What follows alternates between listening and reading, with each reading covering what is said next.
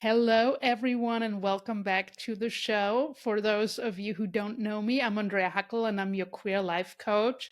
We have another super special guest today, and I'm so excited.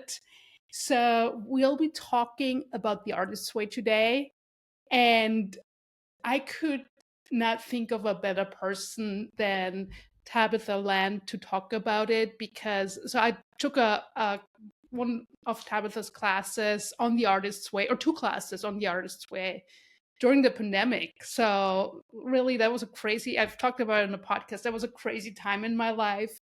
But that class helped me through so much. And so I'm so excited you're here. Thank you so much for joining us. And with that, I'll turn it over to you to introduce yourself. And please also mention your pronouns. Okay. My name is, thank you. First of all, I'm thrilled to be here. This is so fun. My name is Tabetha Landt, and my pronouns are she, her. And I am a teaching artist and creativity and life coach. Thanks so much for introducing yourself. And I know in one of our classes that I took a couple of years ago, you told us about the turning point in your life that led you to art and creativity. And I was wondering if you could tell listeners more about that turning point. Okay. So, boy, we talk about synchronicity in the artist's way, and there was a lot of synchronicity that brought me to art, which kind of makes me feel like it was meant to be. My best friend at the time, and still my best friend actually, was a painter, and she was in college for painting, and she was an amazing painter. Right. She did these big canvases, abstract work. And I was like, oh my God, that's her subconscious poured onto the canvas. It's so amazing. But I didn't think I was a painter. It wasn't for me. I was just in awe of her. And we call that a shadow artist in the artist way, right? Someone who's always hanging out with artists and think they're cool but won't do it themselves. So I should back up and say that I grew up thinking I was not creative. Oh, Didn't think I was. There was always some yearning, like a voice inside of me that wanted to create and express myself, but I never did it. So I used to say, even as an adult, I don't have a creative bone in my body, which is insane. So anyway, I was in awe of my best friend's work. At the same time, my sister was creating art. She was just starting to create art. She was 19 years old, and I would just watch her paint canvas after canvas, also abstract work. And I was like, wow, that's amazing. She was really in the flow, you know? And so I just had all this art around me, and I still was resistant, not painting. And then there was a car crash and my sister died. And she was my only sister, my only sibling. And like I said, she was 19 years old. She just turned 19, actually. And it just sort of rocked my world, of course. And it was really rough. It was really rough. So that was in November of 95. And in August of 96, we gathered to commemorate her birthday as a family. And I was telling her father, which was my stepfather, how intrigued I was with art, how interested I was, and telling him all about my friend. And he said, well, hold on. And he went in opened up a closet, grabbed a box, and came back out. And he said, here. And it was all of my sister's art supplies. So we had acrylic paints, oil paints, all the supplies for oils, an easel, everything but the canvas. And my best friend got me the canvas. And I was like, okay, I guess I'm doing this. And I went home and sat there alone and started pushing paint around with a brush. And I really had beginner's mind, right? I wasn't expecting anything. Expectation is the killer of creativity. So, which I wasn't thinking that way, of course, but it was good that I had no expectations, you know? I just delighted in it. And watching a little speck of blue into yellow turn green when I put them together, it was just really exciting. And also familiar, weirdly familiar, like the smell of the oil paints. I had never painted before. You know, I'm sure I must have in grade school, but I didn't remember it. But it felt like I was having deja vu, you know? And I feel like it was a spiritual experience. So painting helped me grieve my sister, and it got me through. And I feel like she was there with me. And that was 28 years ago. And I haven't looked back. Just been painting ever since. Yeah. Wow. I mean, yeah, first of all, I know, and we talked about this, but so sorry again to hear about your loss. Thank you. Thank you. Yeah. It was rough. She was the first major person that I'd ever lost, you know, or maybe the first person. Yeah. But I know that art can get you through, you know? Art can heal. Art can help you process. It's really powerful. Yeah, Yeah. it is interesting, like how, and I think I told you before that my father passed away. That yeah, that was like a few years before I took the class. And the writing, that's kind of my creative Oh, expression. yes. The writing has helped so much with that too. Yes. Yeah. Wow. Yeah. Writing is, yes, absolutely. So powerful. So powerful. Yeah. Yeah. Expression, you know, I say any way you can express yourself is great. If it's through dance, if it's through writing, if it's through painting, you know, singing, whatever it is, it's all creative art is just essential. Essential, I think. You know, it's not optional. Yeah, and that's like one of the things I loved about your classes. So this is just a little bit of advertising for your class. Are you still doing them virtually? Yes, yes. Yeah, because so what I really, really loved about your class. So I joined the class because my ex-wife is an artist, and we were trying to find something to do during the pandemic. And so she was like, "Okay, you're gonna join me for this class." And then pretty soon I was like, "Ah, I love this class, but I feel like my expression is more writing." And Yes. that you were so open to kind of have me in the class, kind of find my own expression and allow me to bring in my own expression. I love that about your class. And I will also say, for anyone interested in taking one of your classes, don't be surprised if Tabitha encourages you to tap into other forms of creativity. Because I you were talking about the yearning.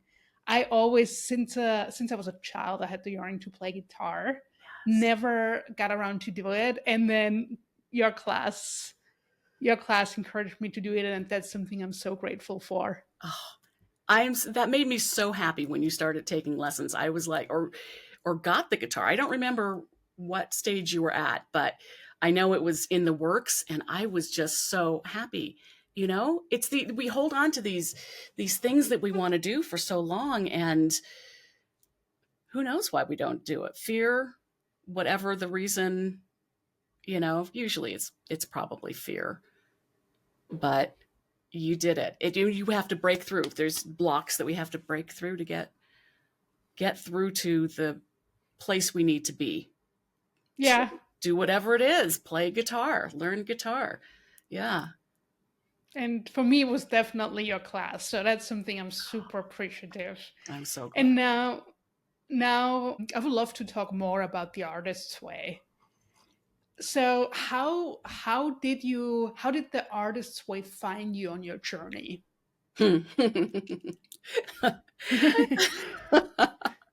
um, so I started, like I said, I started painting in 1996. Fast forward to 2000, I think it was 2006. So about 10 years later, I found myself blocked creatively. Couldn't paint.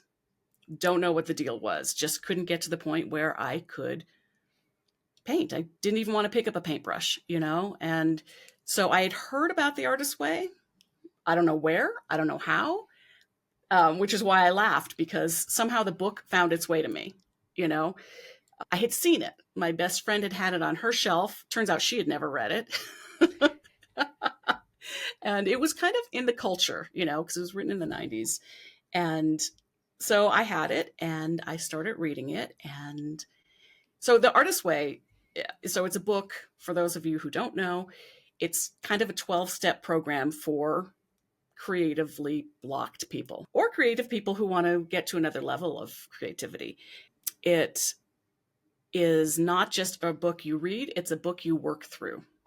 So there's tasks you do every week.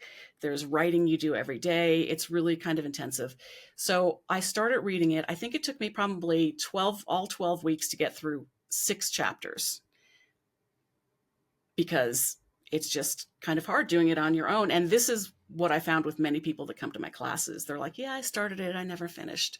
So I got through the 6th week. And by then I was just creatively on fire. I mean, that's all it took. I don't think I did half of the exercises, but I had a whole body of paintings that I started working on after that 6th week. It was incredible.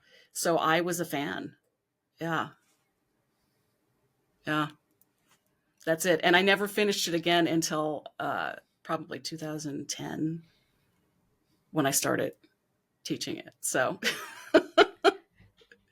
That is awesome. And so how then did you decide to do or hold artist classes yourself? I got blocked again. I got blocked, and by now I had an art studio that it was just for creating art. I don't think I was teaching at that point, but I had an art studio and I decided to do the artist way again. And I thought it would be good to invite people into my space to sort of give me some accountability on the whole thing and support to finish the 12 weeks and to help other people finish the 12 weeks. So I had this group of people and we came in, and one lady I didn't even know, and she didn't know what the artist way was. She came with a friend of mine who she worked with, and she said, "Can I come?" And she was like, "Okay." So she showed up, didn't have the book, didn't know what it was. She got the most out of that book, more than anybody. It Oh was wow. incredible. Yeah, she blew me away. And she worked hard on this. Anyway, so the artist way is, you put the work in, you get the benefits. So I did this group and I'm like, wow, there is something here. This book really helps people. So I created a course, and I started teaching people, or leading, I should say, creativity exercises. You can't really teach creativity, right? You kind of guide people to it and you give them tools, but people have to come to it on their own. And so I had creativity exercises and we would work through the book, and it's a lot of fun and a lot of deep stuff too, you know, because you dig deep and you dig into your childhood and you unearth some stuff, and sometimes it's been stuff you don't want to look at. But this is the stuff you have to work through to get to the other side. There's no way around it. There's a saying, no way through it but to do it. I don't know. So then the pandemic came along and I decided to run the class online because I had to make a living, and it's been great online. I was surprised at how well it worked, you know, that we could get the connections online through a computer screen, because it is so much about the group. It is about the book, of course, but the connections in the group are really important because we bond, we share experiences, and it's just amazing. And now I can do it with people from anywhere, all over the world potentially. I love it. And I wouldn't have met you otherwise, right? If not for the pandemic. Yeah. And I mean, and I will say like two things that came to mind for me as you were talking. So first of all, you said that it's also like deep stuff. And I will say, so when I did the first class. That was around the time or shortly after I did trauma based therapy. Like a lot of stuff was coming up, and the class in a way helped me like surface some of the stuff and then also find a way to process and kind of pour that into something creative. And I think that was really healthy for me.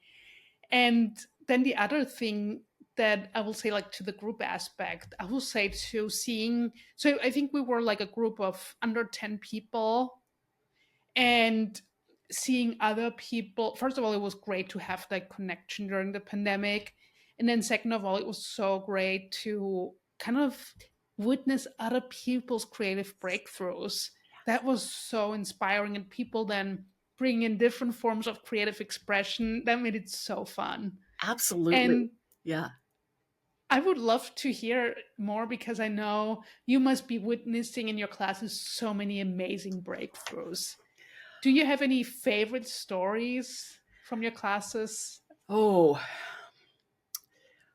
one of my favorite stories is the woman from the very first class, which I wasn't even charging back then. That was the one class I didn't charge for because it was the first ever, that came with my friend and didn't know what it was. And I don't even think she was any sort of a creative artist at all, right? But she knew she needed to change her life. She had such breakthroughs. So this is what I say about the class. You don't have to be an artist, a visual artist. You just have to be willing to play with some art supplies. And in your case, write. You wrote during the creativity exercises. I love that. But she did. She would draw, and if there was an exercise that said something like, draw yourself in your perfect scenario, or draw yourself where you want to live, which, by the way, I encourage people to draw like a 5-year-old, because it's fun and there's no pressure, and I'm a painter. I can't draw very well, so it's fun to draw like a kid. But so she would do this drawing. She drew a picture of her in a hammock on the beach between two palm trees. And she just kept saying she wanted to live at the beach, the beach, the beach. And by the way, we're in landlocked Colorado. So there was no beach. So all of the exercises she did, everything was like, I need to retire and go to the beach. I need to retire and go to the beach, but I can't afford it. I don't know what to do. Can't afford it. Don't know what to do. So fast forward 6 months after the course ended, she had found a way to retire and live at the beach, or a block from the beach. So I thought that was amazing. And this is a good example of how the artist's way is about changing life, right? It's not just about changing or being more creative. It's a life-changing experience, or can be. Yeah. That's amazing. And Yeah. I wanted to talk more about that connection, because I know you earlier you talked about the connection between art and spirituality. And that's what I loved about your class and the artist's way, that the book talks about creativity not only, or like art not only as a form of creative expression, but also one that allows us to connect with ourselves. And I would love to hear your thoughts about that. Can you tell us more about that? Yeah. So the premise of what this entire book is based on, the first thing is that creativity is innate. Innate is maybe the wrong word. Creativity comes through us. So we all have the ability to be in touch with it, but it comes from someplace outside of us. So you can call that spirit, you can call it God, you can call it the universe, source energy, your higher self, whatever, all belief systems are open in my classes. I've had atheists take the class, and get benefits from it. But it's not from us.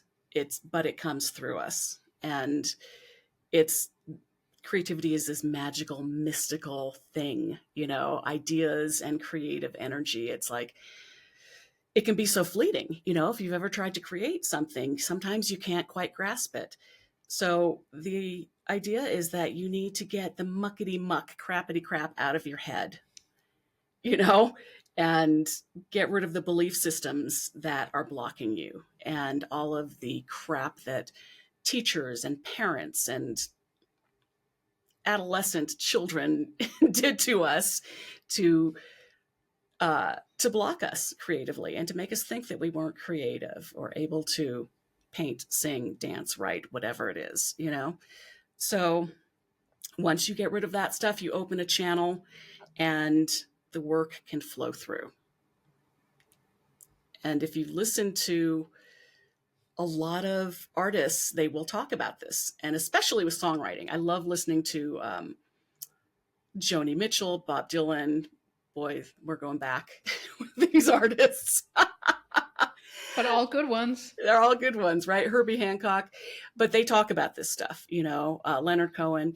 They talk about how the ideas just sort of float by. And if you are clearly connected, you can grab the idea and process it through you. And if you're not, that idea floats down to somebody else and they grab it and write the song, you know, write the book. Why can't I think of it? Elizabeth Gilbert talks about this. Yes, in her book Big Magic. I highly recommend that book also. And her TED Talks. She's amazing. Can you tell us more about that story? I've read the book and heard the story. It's unbelievable. Oh my Can you gosh. tell? Yeah, so she had, and Elizabeth Gilbert, forgive me for not knowing the details of your story if you're watching this, and wouldn't that be great if she did? She had this idea for a book, and she had all the details, and she talks about it in her book. But she couldn't write the book, right? She had the characters laid out, she had the plot, she knew what was going to happen, and then some life event happened, and she couldn't finish it. So she put it aside, and she never got back to it. She had to let it go. Then she was at an event with another author, Anne Hatchett, perhaps? Is that I don't know. And I think they had never met, but they shook hands, and for some reason, they kissed. They kissed each other on the mouth. I don't know. Just a friendly mouth kiss. And then went their separate ways. And she come to find out this other artist had written a book that was eerily similar to the book that she had been planning, that she hadn't told anyone about. And she speculates that the idea was transferred in the kiss. Wow. See, that's the part with the kiss that I didn't know about. Wow. Yeah. Because how else is she going to get it? I don't know. But this is why the book is called Big Magic, right? It's all about the magic of creativity. And it does seem magical, you know? That is so interesting. Yeah. And what I love too, so because and I think you know that I have a background in research, and over the last years I've always been a spiritual person, but then once I really went for the research route, I was like, no, we gotta listen to my head, Right. not my heart. Yes. And then then at some point I had my research job in DC, felt really unhappy in that job because all I did was fill out like Excel spreadsheets. So like this can't be it. There's got to be more to life than that. And I always say no offense to Excel. It's a great tool, but it was not for me. And I remember like sitting in my cubicle. I remember that so clearly, sitting in my cubicle, and something inside of me was, I should start writing down my story. Like, just, it was like a light bulb. And I just, because it was also, I was really bored at work. So, so I started, and at first it was really bad writing. It was really bad writing at first, but something inside of me was just like, yeah, you gotta do this right now. And now, like, looking back, I can see how, yeah, there was something at play. Like, it felt like the universe pushing me to go for it. And I think that also, interestingly, just like we talk about in the artist's way, that brought up a lot of stuff I had to work through.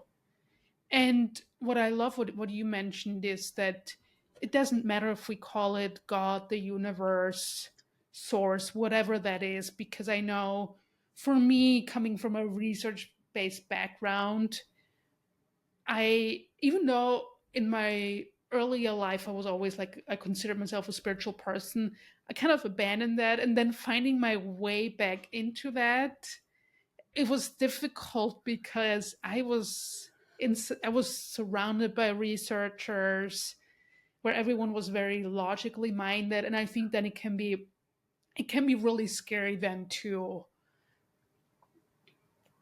I, I'm trying to find the right words. It can be really difficult then to do a class like the artist's way that opens up that channel. Oh, perfect phrase, opens up that channel. Yes. Yeah. And I think that a lot of people resist it because of that, because we're in the left side of our brain, our logical brain. And there's also people who are, I think, religious who think that maybe we don't have access to that directly, you know? I'm Mm. speculating. I don't know. It can be scary. It can be. And I resisted it for so long because I had a very spiritually minded mother. So I was sort of resisting her, sort of pulling away from anything spiritual. And growing up, going into the working world in the 90s, women weren't exactly, it seems like we should have been. The 90s wasn't that long ago. Well, it was for some people. It feels long ago. But it was an era where women were supposed to walk around with, we were wearing shoulder pads and being,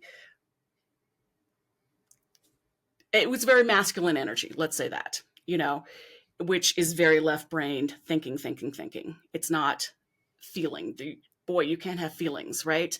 We still have that to this day. Not supposed to have the feelings, let's be logical about things. And so it can be very scary to tap into that. And it can seem magical too, tapping into that, opening that channel, But oh, it's so good when you do, you know? It's so good. And I resisted it for a long time, but I finally was able to let it flow. And artist way, right? I had to get past my own mom stuff. All that stuff with my spiritual mother who would just check out and meditate all the time. Yeah, and that's the hard part in the way, or one of the hard aspects in a way, is like tapping into that. I feel like you can't get to that space without looking within and also working through that stuff you don't want to look at, and that's where it gets tricky, but also making it through that like very rewarding. Yes. Yes. Yeah. Which I think is why the artist way can be a good companion to other modalities of getting there, right? To therapy, like you were saying, to, coaching, if you're getting private coaching. It's not, it can be a good partner for it, but it doesn't have to be, right? Of course, you can do it without that stuff, but it can be helpful also. Yeah, there's a lot of exercises, digging in and unearthing some stuff. Got to be ready for it. And or not, and I always say you don't have to do all of the exercises. But I do suggest you do those ones that scare you. you know you're going to get the most benefit from the stuff that scares you, that you don't want to look at. And I would love to talk more about exercises and tools, because I remember there were so many that I really loved. And I'm curious, do you have one or two favorite exercises or tools from the book that stand out to you that you would recommend to listeners who may want to kind of tap into their creative side but don't know where to start? Absolutely. Got to do those morning pages. That is by far the best tool in the book. So morning pages are 3 pages of longhand writing every day. and you just wake up and write these pages, and you don't worry about punctuation, grammar, spelling. This is not for anyone to read, not even yourself. It's just to get the junky junk out. And you write anything that comes to mind. It's not journaling. You're not guiding the thoughts, you're just writing it. And sometimes it's stuff like, oh, I hate these morning pages. Why is Tabetha making me do these morning pages? And, oh, I really need to start exercising. That's a good one, right? I really need, and you find yourself writing this every day, every day. And pretty soon you get tired of your own crap. And you're like, all right, I'm just going to do it so I can stop writing about it, you know? But it can be magical. I have so many breakthroughs just doing the morning pages. And it gets to a point where you don't feel right if you don't do them. Your day kind of is not as good, because first thing in the morning, getting rid of that internal voice stuff, that's what it is, that constant chatter, just getting it out and onto the page and moving on with your day. It's really powerful. Yeah, and I will say too from my experience. So I'm kind of like trying to get back into morning pages because I haven't been as consistent as I would like to. But during times when I'm really consistent and I have my morning routine, the one non-negotiable is my meditation. But then I do meditation, journaling, or morning pages and some reading. And it really, I will say, it really clears just your head. Yes. Yes. Agreed. Yeah. And that's a 1-2 punch if you're doing the meditating and the morning pages, you know. And I've started meditating in the morning. I never used to, but the past couple days I've been doing it. I'm like, wow, this is pretty cool. So yeah, morning pages, meditation, really good. And was there another thing you listed besides those two in the morning? I like to read in the morning Oh, too. reading. Yeah, just reading something, either like a self-help book Yeah. or like something inspirational. So you're I'm a morning person, so I that really see. helps. Yes, it does help. And I'm here to tell you I am not a morning person, and I still do those pages, you know.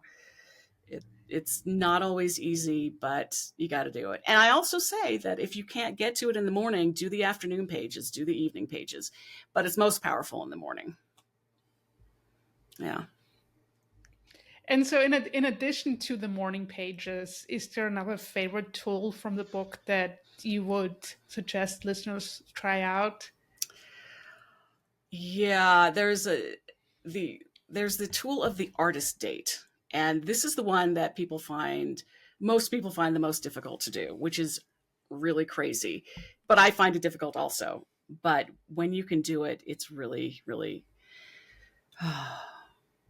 really helpful. So, artist dates are once a week, you take your artist out on a date. So it's just the two of you. You don't take a friend, you don't take a dog, you don't take your Aunt Myrtle, nobody. You just take your inner artist out on a date. You woo them, and it doesn't have to be a dinner date, right? You can go for a walk in the park. You can go to a toy store. You can go to a movie. It's things that are going to fill your well so that you can be creative again, because we get depleted. So things that inspire us and are just make us ready to create. And it doesn't have to be art related. You can go to a museum, an art museum, or a gallery. But like I said, you can also go to a toy store.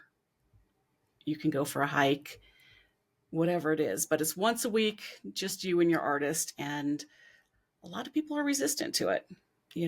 It's interesting, but it is powerful when you do it. And it's self-care, right? It's taking care of yourself and doing something just for you. So yeah, those are the two. Thanks for that. And so I could talk about the artist way forever. And I also I it's so fun talking with you. So I could talk about this forever, but I want to be respectful of your time. And in a moment, I want to ask you a few questions that I ask all of my guests. But before I do that, I just wanted to mention, so because earlier you talked about the exercise where you ask your students to kind of like draw where they want to be in the future. Mm-hmm. Mm-hmm. And I remember, because it just came to me. I remember, I don't know if it was the first or second class I did with you, but I remember that was like shortly, it must have been the second class because it was shortly before I moved to California. Mm-hmm. And I remember I drew myself sitting by Golden Gate Bridge with a guitar. Oh, And that's right. I remember drawing that, and I have to see if I can find that somewhere. I'm not good at drawing, so it looks like a kid's painting in a way, or kid's drawing. But now thinking about that, because then now I'm loving the Bay Area. It feels like Oh, home. Started playing guitar. I mean, I actually stopped again because of the puppy. Things just got too busy, yeah. and I had to Yeah. decide between getting my dog or playing guitar for a bit. So, but I'll get Right. back to it. Yes. Yes.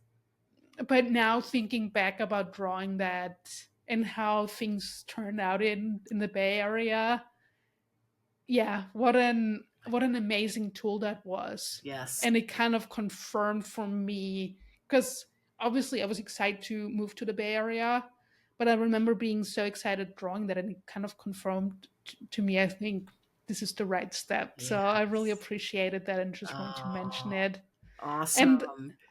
and one day I do want to take my guitar to Golden Gate Bridge and play there. Full circle moment. Yeah, I it has to happen at some point. So yeah, I wanted to mention that just as a way of saying, again, amazing classes. Oh, And I got so much out of them. So I really appreciate that. Big thank you oh, I'm for so leading us glad. through those classes and also building that supportive community in the classes. Yeah. It was great. And thank you for doing the work. You know what I mean? Because you showed up and did the work. And not everybody does that. It can be difficult. So good job. Yeah, I know that there's definitely some exercises I skipped. for sure. Right. And this is why people go through it multiple times too.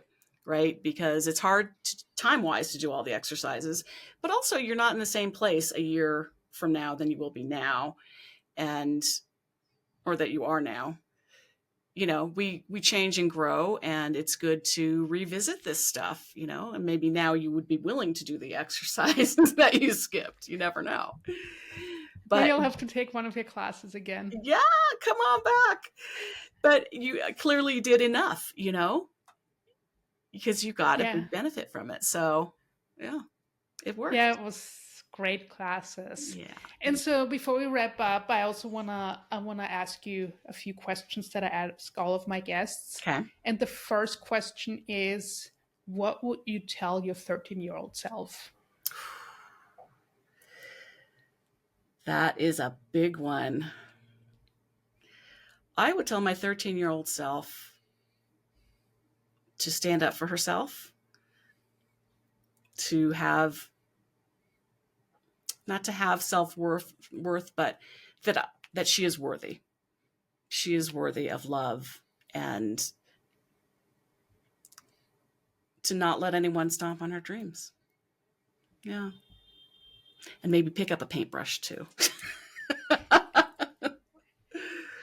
I love that. And yeah, like the part you said about being worthy, like I felt that. Yeah. And I feel like that is something I just wish I could tell every 13-year-old self. Yes. Yes. Oh, big hugs to all those going through it, man. It's not easy. Yeah. Yeah, it's Yeah, tough. especially in this time, it must be very difficult. I can't So, imagine. And but to us too, you know, we are worthy. You are worthy. You know, we need to hear it too. And that's yeah, actually one of my affirmations these days. You know, I end my morning pages with affirmations sometimes, especially if I've gone negative with my morning pages, you know, because sometimes they can just be complaining, you know. So I'm like, okay, I got that out. Now let me end it with something good, you know. I I am love worthy. that. Yeah. Yeah. That's such a great idea. I might have to steal that Steal idea. it. It's yours. Well, thanks. Thanks for that. And so my next question is, can you tell us about a time the kindness of a stranger made a difference in your life? Mm, yeah, for sure. Um, 2013, my mother got sick and ended up dying a few months after she was diagnosed with lung cancer. And first of all, the kindness that was bestowed upon me during that time was just amazing, you know. But there was one friend in particular who had a van, excuse me, and two teenage kids. And I was actually living with my mother at the time and taking care of her. We were in a 2-bedroom apartment. Two grown women condensed our lives and lived in a 2-bedroom apartment. And she passed, and I had less than 30 days to get out of that apartment and find a place of my own because I couldn't afford the rent anymore. So my friend came over, and I sorted through all my mother's stuff and put things in the hallway. This side of the hall is give away, take it to the thrift store. This stuff is trash. And her and her kids came and hauled my stuff away. And it felt like every day for weeks. I don't know how long it went on for. But to this day, she says that it was not a big deal, you know, to her. It was easy for her to do, but it made a huge difference in my life. So, yeah, That's a kindness. beautiful story. Yeah, thank you. Thanks for sharing that. Yeah, yeah. And then I know you talked about earlier just like your story of how art came into your life. You talked about the power of synchronicity. Do you have any other stories of when you experienced the synchronicity in your life? There are so many synchronicities in my life that it is hard to even keep track. I had some big ones yesterday, but it's hard to put words to them. You know what I mean? So, here's a small synchronicity that happened last week. I was creating with a class and I was doing collage, and I had an old dictionary that I was tearing up. And oh yes, it was my It's Never Too Late to Begin Again, which is another Artist Way class. And we were doing art on the word wonder, which is the first chapter of the book, Recovering Your Sense of Wonder. And so one of the journal prompts that I'd given them and given myself, was what made you have a sense of wonder as a child? And so I wrote in my answers, answering my own prompts. So I write the prompts, but I don't answer them until the day of the class. I don't even think about them. Just what comes out, comes out. So I wrote magical creatures. So Santa Claus, the Tooth Fairy, dragons, Pegasus. I think those are the ones I wrote, right? Anything magical that wasn't real really captured my sense of wonder. So I go to the dictionary, and I wasn't even looking. I just tore out a page, and I have this in my note. Hold on a second, because I have to get it right. So I randomly tore out a sheet of an old dictionary to tear up and collage onto my card. I looked at it, and at the top of the page were the words fairy and fable. And I thought that was some pretty good synchronicity, since I was talking about the tooth fairy. And what is a fable, right? These imaginary creatures are in fables. So I was like, what? So that's just a little synchronicity, not a big life changing one. But I don't know. When things like that happen, I feel like I'm in alignment. I feel like it's a little wink from the universe, you know? I love that. And I love the idea of like a wink from the universe. That's a beautiful way to say it. I agree. Wow. I didn't invent it, but I agree. I can't take credit for it. Well, thank you so much for sharing and for taking the time to be with us. This was such an amazing conversation. really appreciate you, and your classes again were really impactful for me. So big So glad. thanks. Yes. And I'm before we wrap up, I would love to ask you where listeners can find you Oh, online. yes. This is a fun URL because I have a first name and a last name that are both hard to spell. Tabethalandt.com. So the way you can remember this is Tabetha has an E in the middle, like Beth, Tabetha, and Landt is spelled like Rembrandt at the end, Landt. Tabethalandt.com. Yeah. Thank you again. Thanks so much for the insightful conversation. And I felt like it was the perfect combination of insightful and fun. And that's like my favorite combination. So I really appreciate That's a it. good combination. Yes, thank you. It's been a great conversation. I really enjoyed it. So yeah, and I hope in the not so distant future you'll join us again. I would love to anytime. Thank you again. Thank you.